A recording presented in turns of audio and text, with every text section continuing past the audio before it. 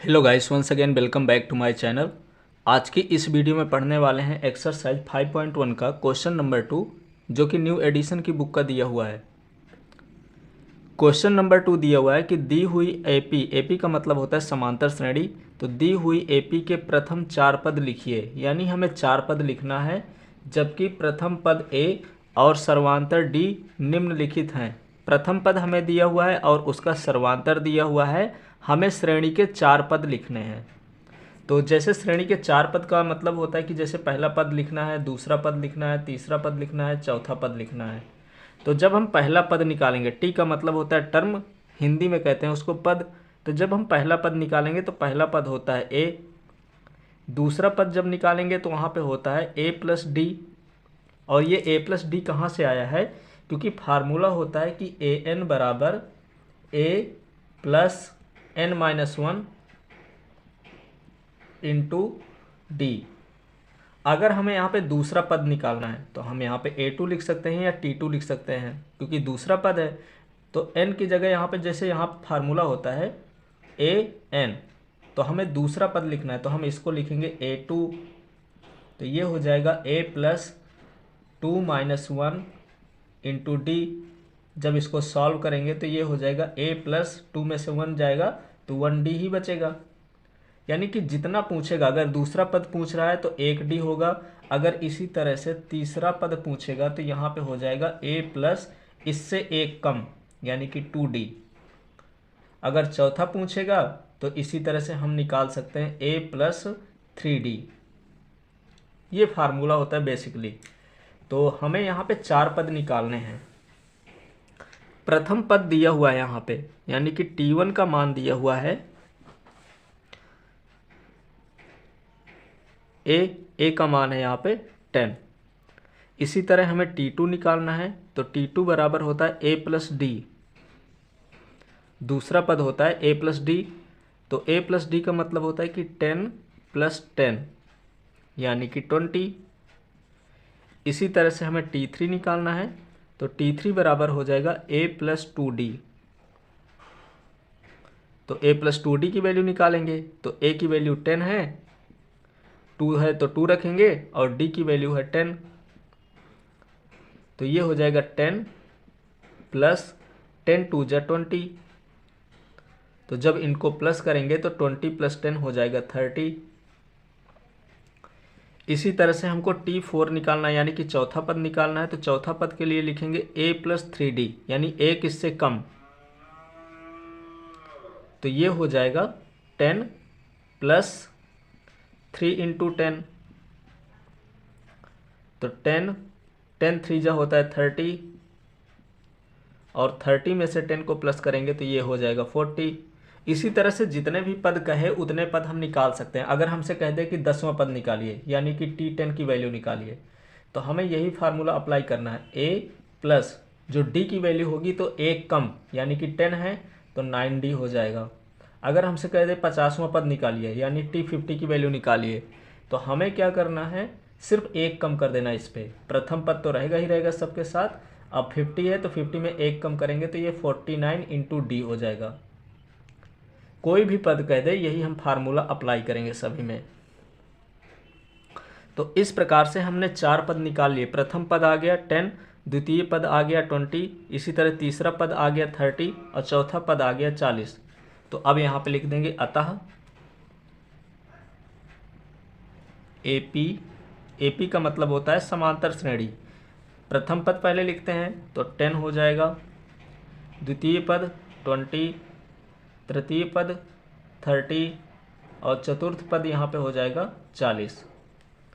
क्योंकि हमसे 4 ही पद कहा था तो 4 पद हमने इस प्रकार से इसके निकाल दिए। यहाँ से क्वेश्चन नंबर 2 का फर्स्ट पार्ट कंप्लीट हो गया। अब सॉल्व करते हैं हम सेकंड पार्ट। तो सेकंड पार्ट में प्रथम पद -2 तो दे रखा है, D बराबर 0 रखना है।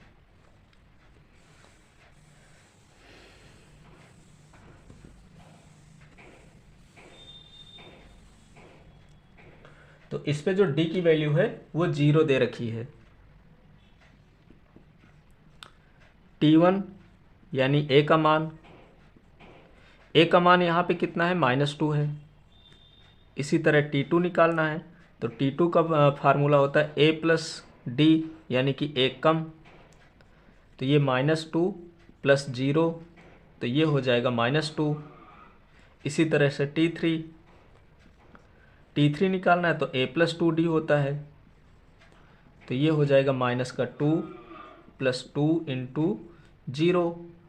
तो जब 0 का मल्टीप्लाई कराएंगे तो यहाँ पे ये पूरा 0 हो जाएगा और सिर्फ बचेगा -2।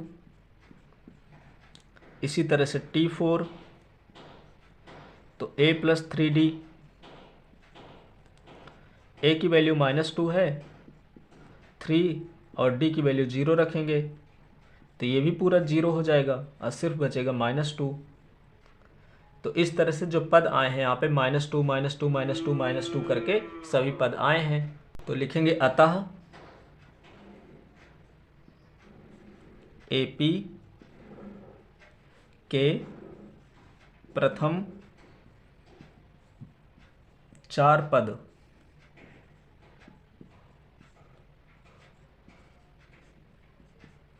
पहला -2 है, दूसरा भी -2 है, तीसरा भी -2 है और चौथा भी -2 है।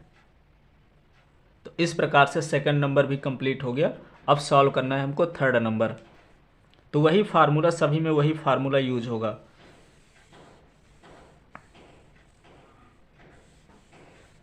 सभी में हमें वही फार्मूला लगाना है, बस यहाँ पे A और D के मान चेंज हो जाएंगे। तो तीसरे वाले में देखेंगे यहाँ पे, तो A का मान 4 है, तो प्रथम पद A है तो यहाँ पे लिखेंगे 4। द्वितीय पद निकालना है तो A प्लस डी, यानी कि 4 अब प्लस D का मान -3 है तो यहाँ पे ये माइनस हो जाएगा। एक बार लिख देते हैं, तो ये हो जाएगा 4 प्लस और माइनस माइनस होता है, 4 में से 3 गया तो यहाँ पे आ गया 1। इसी तरह से हमको यहाँ पे 2D की वैल्यू निकालना है तो हो जाएगा यहाँ पे 4 प्लस 2 इंटू डी का मान है -3, 4 है तो 4 लिखेंगे, प्लस और माइनस होता है माइनस, और 3 2 जा हो जाएगा यहाँ पे 6। तो माइनस के 6 में से 4 को घटाएंगे तो यहाँ पे आएगा -2। इसी तरह से T4 है तो T4 की वैल्यू रखेंगे तो ये हो जाएगा A की वैल्यू 4 दिया हुआ है क्वेश्चन में, 3, और D की वैल्यू यहाँ पे -3 है तो -3 रखेंगे, तो ये हो जाएगा 4 प्लस और माइनस माइनस, 3 3 जा 9, इनको दोनों को सब्ट्रैक्ट करेंगे तो ये आ जाएगा -5। तो इस प्रकार से हमने 4 पद निकाल लिए। तो लिखेंगे अतः AP के 4 पद 4 फिर 1 फिर -2 फिर -5 हैं। इस प्रकार से क्वेश्चन नंबर तीसरा भी कंप्लीट हो गया। अब सॉल्व करना है हमको फोर्थ पार्ट इसका। तो इसको इरेज किए दे रहा हूँ।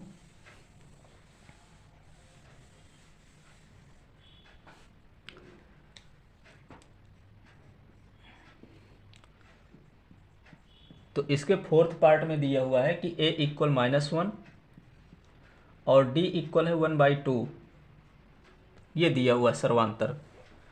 तो इसी तरह से वैल्यू रखेंगे तो A की वैल्यू तो वही रहेगी, प्रथम पद वही रहेगा -1, द्वितीय पद निकालना है तो -1 और प्लस D की वैल्यू रखेंगे तो ये हो जाएगा 1/2। तो इसको सॉल्व करेंगे तो 2 1 जा हो जाएगा -2, या तो हम 1 को ऐसे भी लिख सकते हैं कि -2/2, क्योंकि 2 से 2 काट देंगे तो फिर 1 आ जाएगा। तो इस तरह में क्या होगा कि दोनों के जो डिनोमिनेटर हैं वो इक्वल हो जाएंगे। अब 2 दोनों के डिनोमिनेटर इक्वल हैं, -2 में से 1 को सब्ट्रैक्ट करेंगे तो यहाँ पे -1 आ जाएगा। तो इस प्रकार से दूसरा पद आ गया -1/2। अब हमको निकालना है तीसरा पद, तो वही -1 रखेंगे, फिर यहाँ पे 2 होता है फार्मूले में, फिर D है तो D की वैल्यू 1/2 है, तो 2 से 2 यहाँ पे कैंसिल हो जाएगा, तो बचेगा -1 और +1, तो जब दोनों को जोड़ेंगे तो ये एक प्लस का एक माइनस का है तो कट जाएगा और आ जाएगा 0। तो तृतीय पद आ गया यहाँ पे 0। इसी तरह से T4 निकालना है तो T4 का फार्मूला a + 3d है, तो a का मान -1 है, 3 और d का मान है 1/2। ये -1, 3 × 1 = 3/2।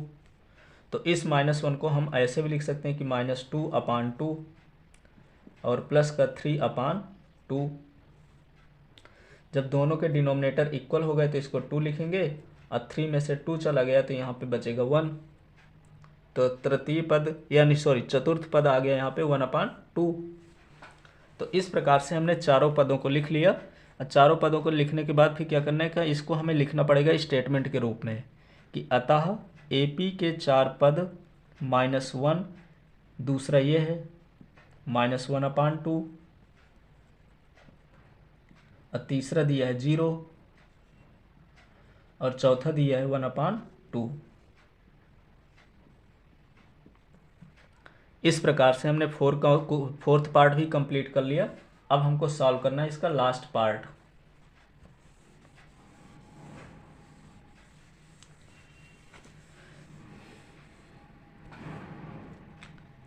तो 5th नंबर में दिया हुआ है लास्ट पार्ट, a बराबर है यहाँ पे -1.25 और d की जो वैल्यू है वो -0.25 है, ये दिया हुआ है। तो प्रथम पद तो वही रहेगा, यानी कि जो पहला टर्म होगा वो -1.25 ही रहेगा। दूसरा पद निकालना है तो यहाँ पे a की वैल्यू -1.25 रखेंगे और d की वैल्यू यहाँ पे प्लस और d की वैल्यू माइनस है, तो प्लस और माइनस जो होता है वो माइनस ही कर देता है, तो इसको माइनस में 0.25 लिखेंगे। अब ये नंबर भी निगेटिव है और ये नंबर भी निगेटिव है, तो इनको हमें ऐड करना होगा क्योंकि दोनों के साइन सेम है, पर साइन हमें माइनस का लगाना होगा। तो ये हो जाएगा 1.50। इसी तरह से अगला क्वेश्चन है कि -1.25 रखेंगे प्लस d की वैल्यू रखेंगे यहाँ पे, तो d की वैल्यू है -0.25, तो ये माइनस का 1.25 है, प्लस और माइनस हो जाएगा यहाँ पे माइनस, और 0.25 का मल्टीप्लाई जब 2 से कराएंगे तो ये 0.50 आ जाएगा।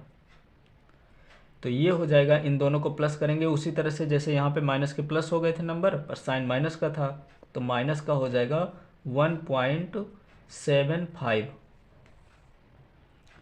इसी तरह से हमें तीसरा पद निकालना है, तो माइनस का 1.25 प्लस 3 इंटू माइनस का 0.25,